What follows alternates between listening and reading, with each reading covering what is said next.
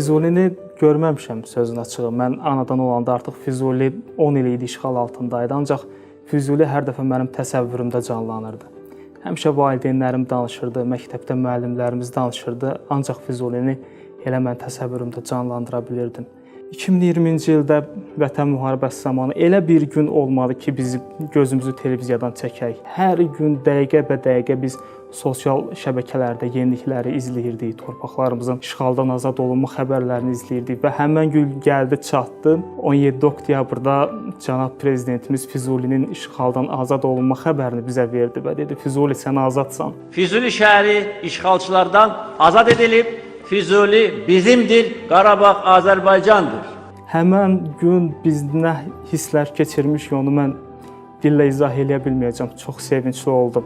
Füzuliyə köçən ilk ailələrdən biri bizi 18 avqust 2023-cü ildə biz köç elədik. Biz 93-cü ildə məcburi öz torpaqlarımızdan köçmüşdüksə, 2023-cü ildə biz sevinə-sevinə, toy bayramla öz torpaqlarımıza qayıtdıq və biz bura köç eləyəndən sonra məşğulluq agentliyinə müraciət elədik.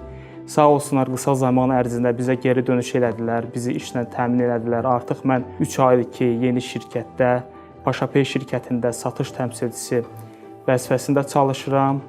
Yenə də təşəkkür edirəm cənab prezidentimizə. Həmişə qayğısı olub bizim üzərimizdə. Bunu hər zaman hiss eləmişik. Minnətdaram. Təşəkkür edirəm.